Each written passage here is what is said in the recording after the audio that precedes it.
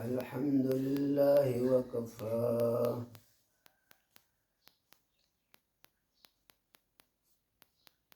وسلام على عباده الذين اصطفى خصوصا على سيد الرسل وخاتم الأنبياء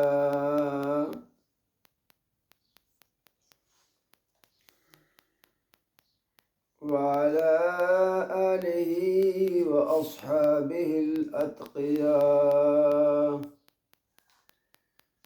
الذين هم خلاصة العرب العرباء وخير الخلائق بعد الأنبياء. أما بعد فأعوذ بالله من الشيطان الرجيم. بسم الله الرحمن الرحيم.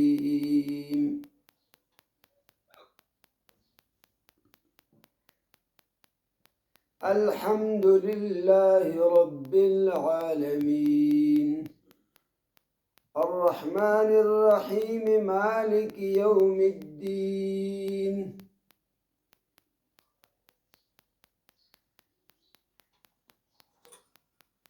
وقال النبي صلى الله عليه وسلم: خيركم من تعلم القرآن وعلمه، أو كما قال.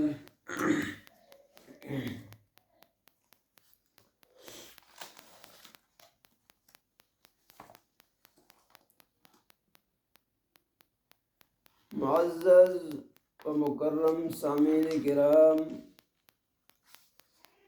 دوستو، بزرگوں، بھائیو، کل کے درس کے اندر یہ بات ذکر ہوئی تھی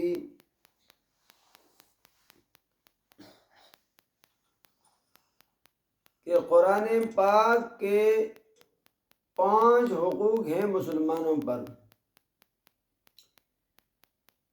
پہلے نمبر پہ قرآن پاک کو صحیح طریقے سے اس کے الفاظ کو سیکھنا، پڑھنا، تلاوت کرنا۔ دوسرے نمبر پہ اس کے مطلب کو سمجھنا، اور تیسرے نمبر پہ اس کے مطابق عقیدہ رکھنا، اس کو دل و جان سے ماننا، اقرار کرنا۔ چوتھے نمبر پر اس کو آگے پہنچانا اور اس کے مطابق زندگی بسر کرنا۔ یعنی چوتھے نمبر پہ کیا تھا؟ عمل کرنا، خود زندگی میں لانا۔ اور 5ویں نمبر پر ہے کہ اس کو دوسروں تک پہنچانا اور اس کو پوری دنیا، اللہ کی جتنی بھی زمین ہے، جتنی بھی اللہ کی مخلوق ہے، اس کے اندر نافذ کرنا۔ یہ 5 حقوق ہیں۔ آج کے درس میں ہم نے یہ بیان کرنا ہے کہ قرآن پاک کا موضوع کیا ہے اور مقصد تخلیق کائنات وہ کیا چیز ہے، اور حکمت کیا ہے 7 زمینوں کو اور 7 آسمانوں کو بنانے کا، اور ان کے اندر حضرت انسان کو پیدا کرنے کا، جنات کو، حشرات کو، باقی حیوانات کو، مخلوقات کو۔ اس کی حکمت کیا ہے؟ تو میرے دوستو، بزرگوں،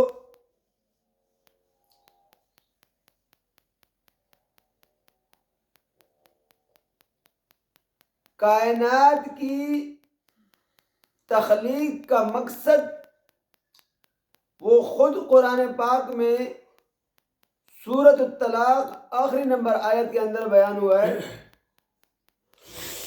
اللہ رب العزت فرماتے ہیں اللہ الذی خلق سبع سماوات ومن الارض مثلہن. اللہ وہ ذات ہے جس نے 7 آسمانوں کو پیدا کیا. سورۃ طلاق نکالو آخری نمبر آیت 29واں پارہ 28واں پارہ سورۃ طلاق آخری آیت. اللہ الذی اللہ وہ ذات ہے خلق 7 سماوات جس نے 7 آسمانوں کو پیدا کیا ومن الارض مثلہن اور زمینوں کو بھی اس جیسی 7 بنایا. یتنزل الامر بینہن کیوں بنایا؟ اس لیے بنایا کہ اس کے اندر اللہ ہی کا راج چلے گا، اللہ ہی کی حکومت چلے گی. لِتَعْلَمُوا أَنَّ اللَّهَ عَلَىٰ كُلِّ شَيْءٍ قَدِيرٌ. کیوں؟ وجہ بیان کی لام تالیہ 7 زمین اور 7 آسمانوں کی پیدائش کی غرض، پیدائش کی حکمت وہ صرف اور صرف 2 باتیں. پہلی بات لِتَعْلَمُوا أَنَّ اللَّهَ عَلَىٰ كُلِّ شَيْءٍ قَدِيرٌ تاکہ تم یہ عقیدہ رکھو، تم یہ یقین کر لو کہ اللہ ہر چیز پہ قادر ہے. وَأَنَّ اللَّهَ قَدْ أَحَاطَ بِكُلِّ شَيْءٍ عِلْمًا. دوسرا مقصد کائنات کو پیدا کرنے کا ان اللہ قد احاط بكل شيء علما کہ اللہ رب العزت نے پورے کے پوری چیزوں پر اپنا علم کے اندر اس کو محیط کر دیا ہے. یعنی ہر چیز پہ علم محیط رکھنے والا بھی ایک اللہ اور ہر چیز پہ قادر بھی ایک اللہ. یہ 7 زمین اور 7 آسمانوں کی پیدائش کی حکمت ہے. 1,24,000 انبیاء 1.25 لاکھ انبیاء کو بھیجا تو اس کا مقصد بھی قرآن نے بیان کیا. سورۃ بنی اسرائیل کے اندر آتا ہے وَمَا أَرْسَلْنَا مِن قَبْلِكَ مِن رَّسُولٍ إِلَّا نُوحِي إِلَيْهِ أَنَّهُ لَا إِلَٰهَ إِلَّا أَنَا فَاعْبُدُونِ. ہم نے آپ سے پہلے جتنے بھی پیغمبر بھیجے ہیں، جتنے انبیاء اور رسل بھیجے ہیں، ان کے بھیجنے کا، ان کی بعثت کا مقصد صرف ایک تھا انہ لا الہ الا انا کہ حاجت روا، مشکل کشا، غیب کو جاننے والا، غیبانہ پکارے سننے والا اگر کوئی ہے تو وہ صرف ایک اللہ ہے. نفع نقصان کا مالک، ہر چیز پہ قدرت رکھنے والا، کرنے برنے والا صرف اور صرف ایک اللہ. فَاعْبُدُونِي تو صرف مجھ ہی کو پکارو، مجھ ہی کو. تو اس وجہ سے جب تمام کائنات کی تخلیق کا مقصد صرف توحید باری تعالیٰ، اللہ کو وحدہ لا شریک ماننے کا، گویا کہ یہ ایک امتحان ہے کہ لوگوں کے لیے یہ امتحان گاہ بنا کر کہ کون مجھے، میری صفتوں کو میرے اندر مانتا ہے اور کون میری صفتوں سے انکار کر کے یا میری صفتوں کو مخلوق کے اندر جا کر مانتا ہے. یہ امتحان تھا. کون میری صفتوں کو میرے ہی لیے مانتا ہے، کون میری الوہیت سے انکار کرتا ہے. اسی وجہ سے اگر آپ نے غور کیا اور اگر آپ غور کریں تو پوری کی پوری نماز بھی اسی کا درس دیتی ہے. 5 وقت کی نماز مسلمانوں پر اللہ نے فرض کی تاکہ صبح اور شام، دوپہر اور مغرب کو وہ اس کا اقرار کریں، بار بار اپنی زبان سے اور دل سے اقرار کریں، سوچیں سمجھیں، اوپر غور کریں کہ اللہ کی صفات اللہ ہی کے لیے ہیں، اللہ کی صفات کسی اور کے لیے نہیں ہو سکتی. اللہ اپنی صفات میں کسی اور کو شریک نہیں کرتا. یہ اللہ کی گویا کہ معرفت کے لیے پوری کائنات کو پیدا کیا، اللہ کی پہچان کے لیے کہ اللہ کون ہے اور مخلوق کون ہے. تو اب غور یہ کریں کہ نماز کا پہلا جو ہم پڑھتے ہیں صبح اللہ اکبر، اللہ اکبر، یہاں اللہ کی بڑائی بیان ہو گئی، اللہ سب سے بڑا ہے. پھر آگے سبحانک اللہم، پھر اللہ کی توحید شروع ہو گئی. پاکی ہے اللہ، اے اللہ پاکی ہے تیرے لیے، میں پاکی بیان کرتا ہوں. اسبح سبحانک، ہم پاکی بیان کرتے ہیں، میں پاکی بیان کرتا ہوں تیری شریکوں سے کہ تیرا کوئی شریک نہیں. وبحمدک، اور تیری الوہیت والی صفات صرف تیرے لیے ہیں. وتبارک اسمک، یہ عموم ذکر کر کے بعد میں خصوص کو ذکر کیا. وتبارک اسمک، خصوصاً برکت دینے والی ذات بھی صرف تیری ہے، یعنی تیرے نام ہی سے برکت حاصل ہو سکتی ہے، اور کسی نام سے برکت حاصل نہیں ہوتی. وَتَعَالَى جَدُّكَ، اور تیری ذات بہت بلند ہے، تیری ذات بہت بلند ہے. جو لوگوں نے آپ کے متعلق کچھ سوچا، کچھ خیال کیا، کچھ تیرے بارے میں بیان کیا، بتایا، تو یہ سارے کے سارے خام و خیال ہیں، ناقص اور باطل ہیں. اللہ تیری ذات بہت بلند ہے. کسی نے آپ کے لیے سیڑھی کو مثال دی کہ دیکھو جی، ہم جو وسیلہ بزرگان دین کو، بڑے بڑے اکابر اولیاء کو، قطب ابدال کو جو ہم وسیلہ بناتے ہیں دھمکی کے لیے، یہ دھمکی ہے، یہ پیش کرتے ہیں، تو یہ گویا کہ ہم چھت پر چلنا ہو تو سیڑھی کی ضرورت ہوتی ہے. تو اللہ نے فرمایا نہیں، لا تضربوا للہ الامثال، فلا تضربوا، اللہ کے لیے مثالیں مت ذکر کرو. وہ اللہ کے بندے، سیڑھی کی ضرورت تو وہاں ہوتی ہے جہاں مخلوق ہو، چھت پر چلنا ہو، آدمی نہ پہنچ سکے، دور ہو. تو اللہ تبارک و تعالیٰ تو شہرک سے بھی زیادہ قریب ہے. وَنَحْنُ أَقْرَبُ إِلَيْهِ مِنْ حَبْلِ الْوَرِيدِ. تو کبھی کسی سمجھدار نے اپنی زبان اور اپنے سینے کے درمیان بھی سیڑھی لگائی ہے؟ اپنے منہ اور سیڑھی کے درمیان کسی نے سیڑھی لگائی ہے؟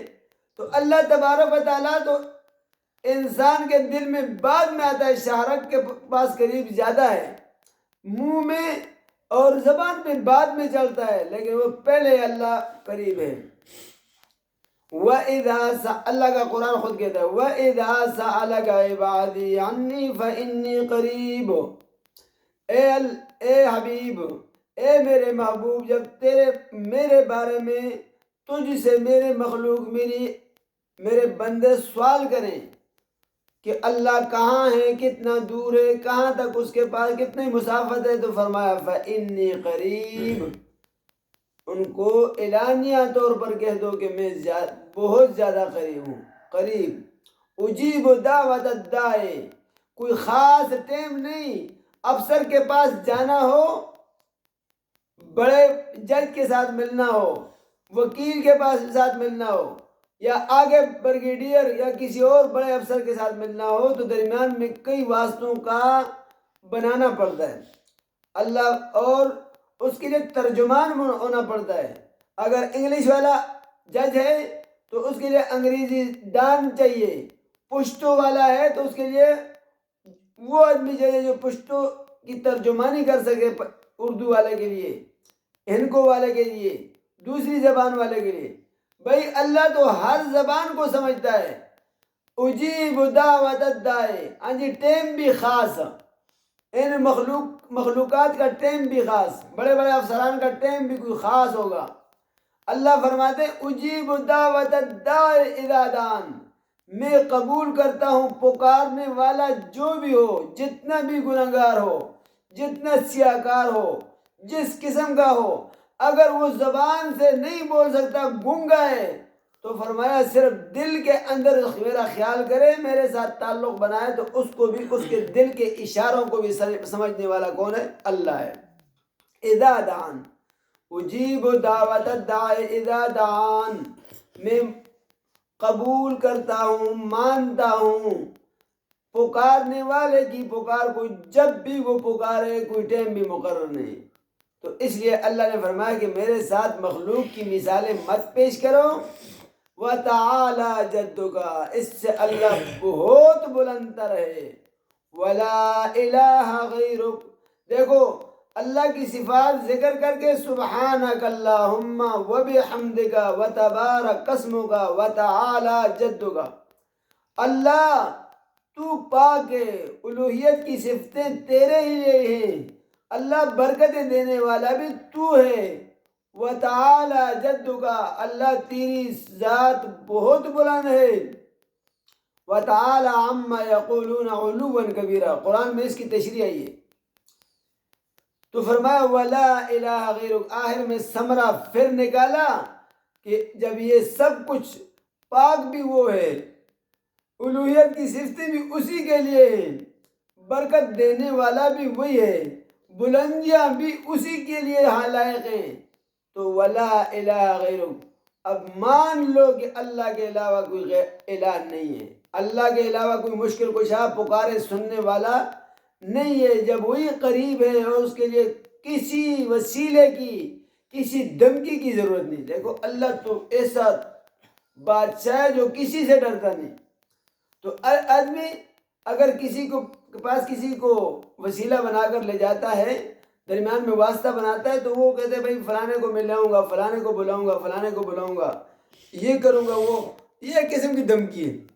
تو بھائی اللہ کے قرآن کو دیکھو، جس نبی نے بھی دعا مانگی ہے کہ بغیر کسی وسیلے کے، بغیر کسی درمیان میں سیڑھی کے، ڈائریکٹ اللہ سے مانگی ہے۔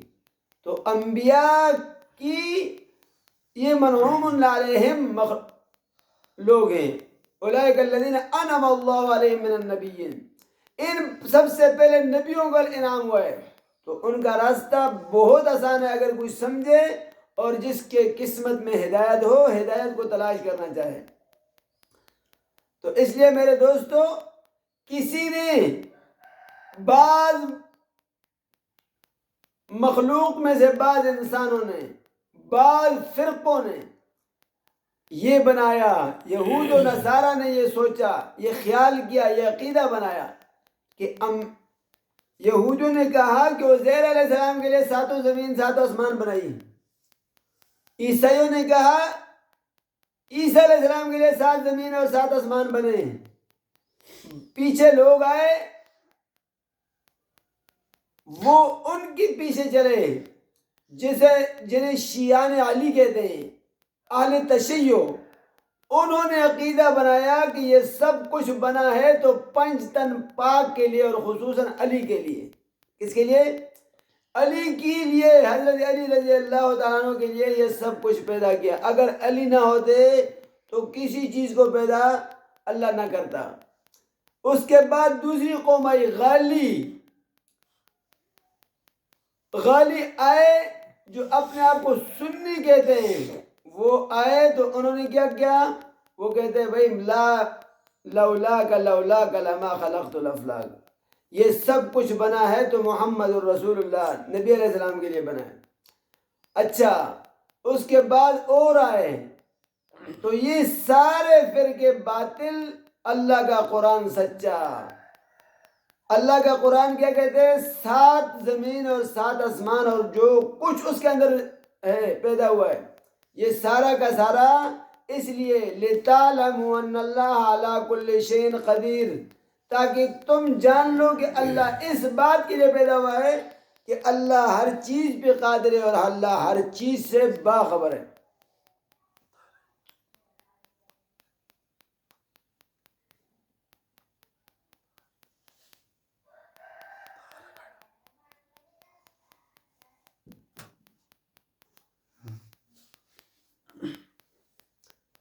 اللہ ہر چیز پہ قادر ہے، اللہ ہر چیز سے باخبر ہے، اللہ سے کوئی چیز چھپی نہیں۔